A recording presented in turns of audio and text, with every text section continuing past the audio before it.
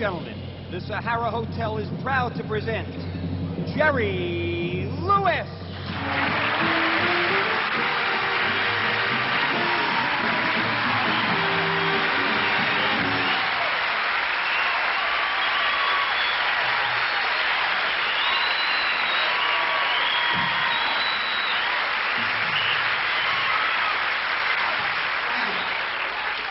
Very much. A pleasant good evening to you. That's a lovely reception. I mean, how can you not feel joyous? I stand in the wings with an anticipatory delight, knowing I'm going to walk on the stage and work live. It beats the hell out of the other way. And to have a reception like that, that really makes it all worthwhile. I think it's really terrific. I really love to work a nightclub. I guess it's the best kind of a place to work because I mean, particularly, I've had this rash all summer. I don't know what the hell it is. No, particularly here, because, you see, here we have had a very meaningful relationship. I'm talking about management and myself for the last 12 or 13 years. And it's such a joy to work for people that have an emotional feeling about you and a regard and a respect. And that goes all through the casino, the people here in the Congo room, the orchestra, the crew backstage. So whenever I know I'm going to be at the Sahara, it's a joy. Oh, I got to tell you about last time. We're working here, and they had 16 of the most gorgeous girls you ever saw in your whole life. In an opening number. They're not here anymore. But at the time they were here, I was appearing here, and they were in the next dressing room next to mine. And there's this thin wall between my dressing room and their dressing room. Now, there's a hole in the wall about so big, see? Oh, you're way ahead of me, aren't you, you dirty old...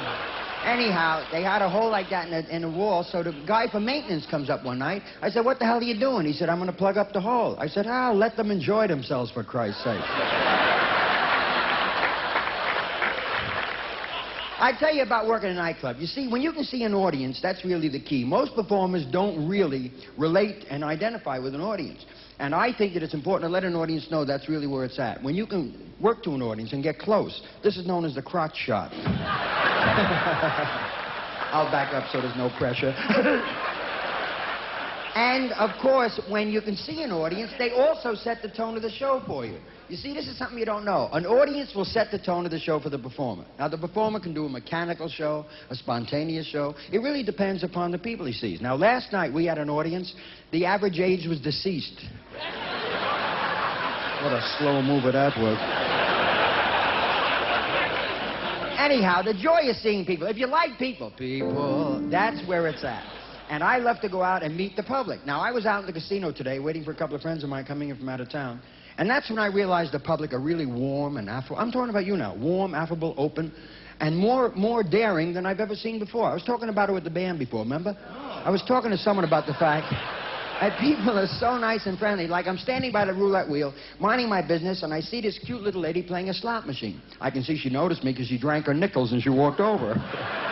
See, they put the nickels in the cup when they're playing. Oh, Christ. Anyhow, she knew me right away. She walked over. She said, Mr. Loomis. I said, yes, ma'am. She said, would you ever consider telling an audience a joke that a plain person like me told you? Don't you inhale at all at this table? What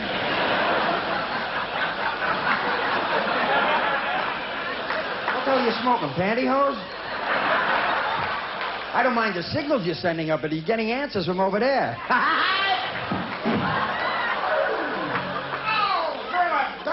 Anyhow, she says to me, would you ever consider telling a joke? We're back to the old lady now.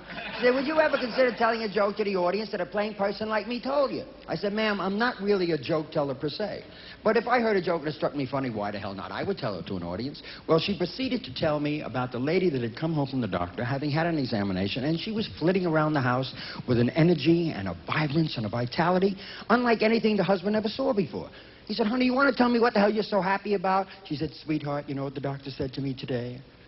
He said, I had the breasts of an 18-year-old. He said, really? What did he say about your 55-year-old ass? She said, your name never came up. Look who's clapping. The women are clapping. Sure, ERA, rears its ugly head. What a dumb joke. I love dumb jokes. Dumb. They're really dumb, but I love them. They're so... Lady, what'd you do? Get her inside to look at a curtain? I couldn't help but notice this, but you're sitting facing a curtain. The show is over here. If you sit like that for an hour, you go out later, Harry, how did you like the show? You'll have a bent neck. Why don't you turn your chair around? Face this way, because that's where I own it. It's for your benefit, lady. Turn the goddamn chair around. You mind pulling your damn chair in so she can turn? You mind grabbing yours? Why don't you grab hers? Let her grab yours. Now, wasn't that more comfortable? Very Put your good. skirt down. The van's getting round shoulders. Hi!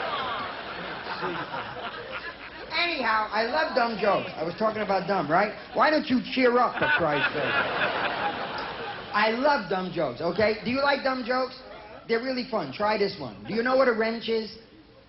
A wrench? That's where Jewish cowboys live. A wrench. Oh, the hell with it. Let me try the lady here. Ma'am, do you know why a cow wears a bell? Because his horns don't work.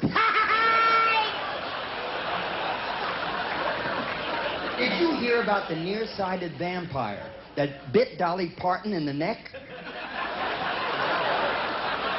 Twice? Okay, these two cannibals are having dinner. The one cannibal says, I can't stand my mother-in-law. He said, then just eat the rice. Okay, this is as dumb as they get. A man is in bed with his wife. She is lying. No, I'm supposed to do it to you. Anyhow, she is lying on her back. He is rubbing her stomach. And as he rubs her stomach, he says to her, I love you, I love you, I love you. She said, lower. He said, I love you, I love